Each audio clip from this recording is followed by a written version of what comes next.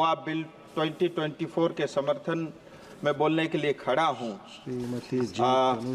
Sir, इस bill के बारे में काफ़ी चर्चा हो चुकी है और अगर समय रहेगा तो विस्तार से मैं भी अंत में विषय रखूँगा, लेकिन उससे पहले मैं सीधा अपने क्षेत्र यानी दार्जिलिंग तराई डूवर्स की बात रखना चाहता हूँ। सर, कल ही हम सब ने देखा कि संविधान को 75 वर्ष पूरे हुए हैं और संविधान के कारण समस्त भारत में हर एक समुदाय को जो है न्याय मिला है, लेकिन गोरखाओं का इतना कंट्रीब्यूशन होते हुए भी 75 साल से ज़्यादा समय हो गया देश को आज़ाद हुए, लेकिन आज भी गोरखाओं को वो न्याय जो सम्मान उनको मिलना चाहिए था वो आज तक प्राप्त नहीं हुआ। और ये जो देरी हो रही, मैं ऐसा मानता हूँ न्याय के बजाय उनके साथ अन्याय हो रहा है। मैं थोड़ा हिस्ट्री में जाना चाहूँगा। सर, ब्रिटिश काल के अंदर में भी जो दार्जिलिंग तराई डूवर्स का क्षेत्र होता था वो अलग अलग एडमिनिस्ट्रेटिव रिजिम के तहत होता था। जैसे 61 तक नॉन रेगुलेटेड एरिया था। मैं ये इसलिए बोल रहा हूँ, ये सब ट्राइबल एरिया में ही लागू होता था और 61 से लेकर के 70 तक 1861 टू 70 ये सेमी रेगुलेटेड एरिया था। फिर 1870 से 74 तक नॉन रेगुलेटेड एरिया हुआ। फिर 1874 से 1990 तक शेड्यूल डिस्ट्रिक्ट हुआ। फिर 1990 से 1935 तक ये बैकवर्ड ट्रैक रहा और 1935 से लेके 47 तक ये पार्शली एक्सक्लूडेड एरिया रहा। इस तरह से अलग अलग एडमिनिस्ट्रेटिव सेटअप के अंतर्गत दार्जिलिंग तराई डूवर्स का क्षेत्र रहा। ये सारे स्टेटस ट्राइबल जहां बसते थे उन्हीं को मिलता था। फिर उसके बाद आप देखिए सर, 1931 और 1941 के सेंसस में भी Gorkha as a hill tribe जो है जाने जाते थे, लेकिन आज़ादी के बाद एब्जॉर्ब एरिया एक्ट के अंतर्गत 1954 को दार्जिलिंग तराई डूवर्स को जो है वो पश्चिम बंगाल के साथ उसको जोड़ा गया। और उसके बाद धीरे धीरे जैसे अलग अलग 18 सब ट्राइब होते थे, उसमें से जो है 7 अलग अलग सब ट्राइब जिसमें शेरपा, भूटिया, लेपचा, धुपका, योल्मो, तामांग और लिंबू को एसटी का दर्ज प्राप्त हुआ। लेकिन आज भी 11 उपजातियां गुरुंग, भुजेल, मगर, नेवार, जोगी, खस, राई, सुनवार, थामी, याखा, धीमाल अभी भी छूटे हुए हैं। और फिर मैं एक बात आपको कहना चाहूँगा सर, हमारे यहाँ डेमोग्राफी बहुत तेजी से चेंज हो रहा है।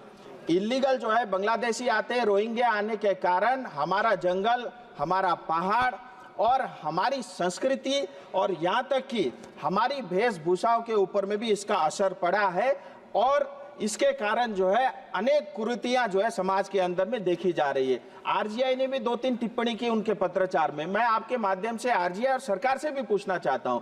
आरजीआई कई बार ये कहता है कि नेपाल और भारत का इंडो नेपाल फ्रेंडशिप ट्रीटी है जिसके अंतर्गत रेसिप्रोकल है, यहाँ भी आ सकते हैं, वहां भी जा सकते हैं।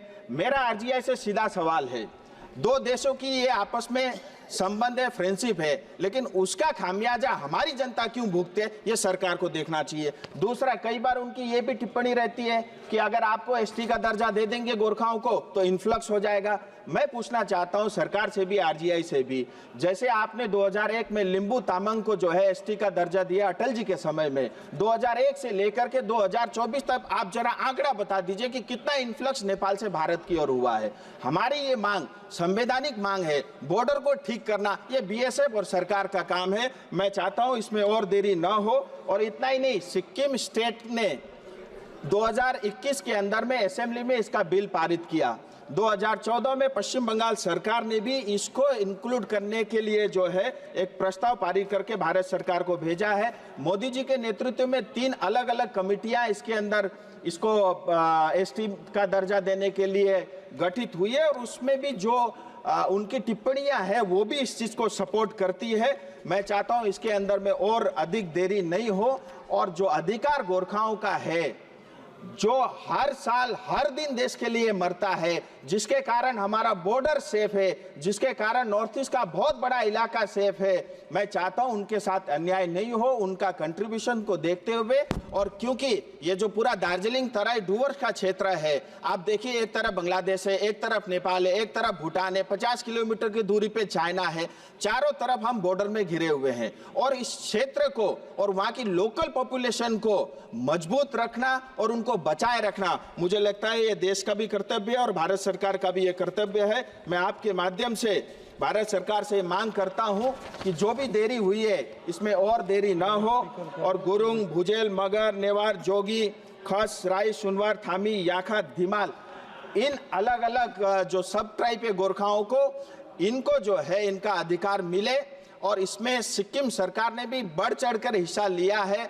उन्होंने तो पूरा असेंबली में इस चीज को पारित करके भेजा है, ये अधिकार उनको मिले।